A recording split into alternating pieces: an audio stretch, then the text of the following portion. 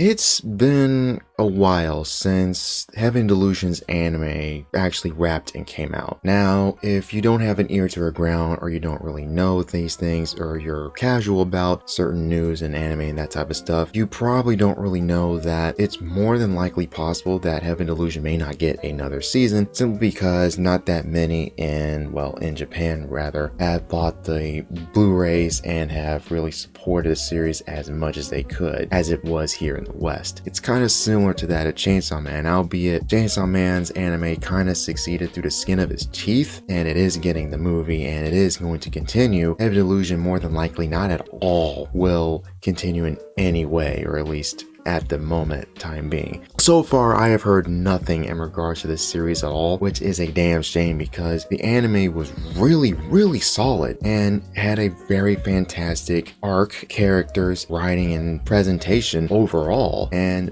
many, including myself, because of it, started reading the manga because we wanted to know what happened following. We wanted to know where it was going to lead up into. It's a really damn shame too, because having actually started reading the manga, or at least rereading it to an extent, up to where the anime left off, it's actually kind of sad because knowing where things lead into, it's actually kind of sad knowing that we may not see this get adapted for at least a long while at the very least. Now, without giving too much away, the characters, narrative, and story obviously do continue, and we do get a good deal amount of some progression as we go on, as of course we do, which actually goes to show you, despite the fact there were some differences here and there, as there are with most adaptations, especially when it comes to anime and manga. Heaven Delusion was very close to its manga, so in a way you could, if you wanted to, just watch the anime and read up to a certain point within the manga, because of how close things actually were. Granted, I will say that I am not 100% through the actual manga. I haven't caught up to everything. I've actually recently dedicated to rereading from chapter 1, working my way up all the way past the point to where season 1 left off. But I will say it was a good, enjoyable, fun reuniting with these characters and reuniting with this story and seeing where things actually lead up, and actually noticing some of the details that I kind of missed out on my first viewing of the original show. Cough cough Robin, if you know what I mean. It's also awesome to pretty much say that the series doesn't really feel like it skips a beat at all. The quality of the writing is kept up throughout, or at least up to the part that I have read at least, and from what I hear, manga only actually gets better as you go forward, and the only sad part is that the big gaps in between chapters. This is a series that's still going on, so this is a case where that even though you might catch up, you're going to be waiting for the next chapter like pretty much everyone else, which is a damn shame and mostly just an annoyance rather, so just giving that heads up. I think another thing that I like to point out is that it's great to see the dynamics that we have established further are somewhat evolved and changed and further grown and are developed as you progress, as is the case of things. And it is good to see how the mystery somewhat unfolds as you do get a sense that you are getting closer and closer to finding things out, and as well as you getting into certain things. One thing I will also say is I will not really lie to you that I will say that even this was the case with the original show and in the earlier arcs, is that I did prefer the post-catastrophe storyline that we were focusing with our two main leads, as opposed to the storyline in the Institute, mostly just because that I actually liked how the world actually was and seeing how things were, these creatures running around, and seeing how everyone has adapted to how everything has changed, and seeing them pretty much cope and pretty much live with this insane world that they have to live with. So far, I have no problem recommending this, at all.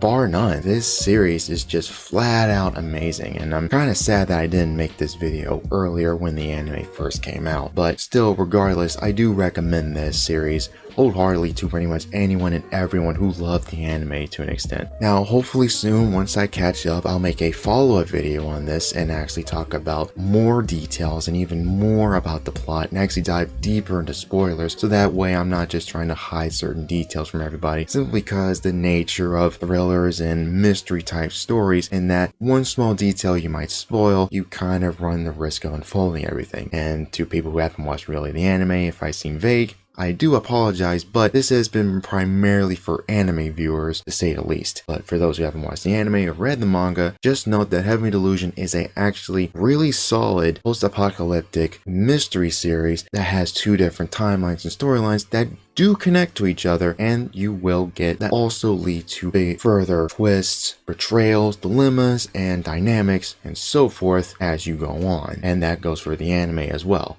If you have missed out on the anime, do not be afraid to check it out. It is easily one of the best ones that came out recently, and I honest to God hope we do get a season 2, even though it may not happen. Oh yeah, right, that bullshit. Okay, sorry to say this, and I usually don't do this a lot in my videos, but I remember one time recommending the anime on my podcast, The Decent Descent podcast. Now, on that, I just said the series was good and that I do recommend people watch it. Little did I know I was gonna get into a lot of flack because of some aspects of the series. Now, I have no control of it, as neither do you. Now, I made the dumb assumption that, well, most people were mature and that they were able to watch something or decide not to watch something simply because they have a certain aspect that they themselves do not like. Like, oh, I do not like this show because it has X element, I'm willing to leave it alone.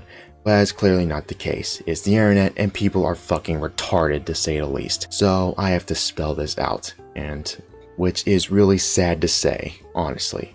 And I shouldn't have to fucking specify this, but I have to anyway, simply because I was labeled a lolicon, all because I recommended this show. So yeah, here we go. Yes, somewhat lolicon slash shotacon elements of the show to a degree, but it doesn't completely overstay its welcome. There is at least 2 or 3 instances of it, and that's over the course of several chapters and several episodes. This is not a case like it is with Made in Abyss, or for what I've seen and heard of Made in Abyss, that where you're dealing with very underage characters, dealing with very somewhat sexual provocative moments almost throughout, as opposed to here where it's rather rare and doesn't exactly happen all that much. Granted, I will say, and it's just a warning, if any of these elements at all offend you, or you do not want this or do not like it together, this may not be for you, or at the very least either skip through them and you'll be fine. The series is exactly over full of moments like these, because moments like these are not the show, honestly. This is just small instances, but I will be the first to tell you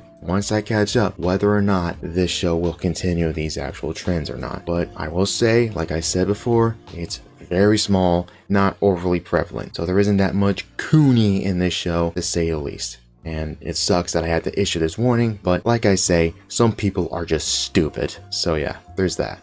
So overall, I do recommend the anime and manga despite those issues, but like I mentioned before, if these bug you at all, feel free to skip it completely. I won't blame you, but let's try to be cordial and try to be somewhat intelligent when we talk about these things. Alright, so yeah. Those are my thoughts on Heavenly Delusion's manga and its anime to an extent. Hopefully soon I will catch up and give my full thoughts on this once I have the time, and hopefully that'll be sooner than later. I've actually had a lot more free time as of late, so hopefully once I catch up I'll give my full discussion and my full thoughts on the series overall once I reach that point.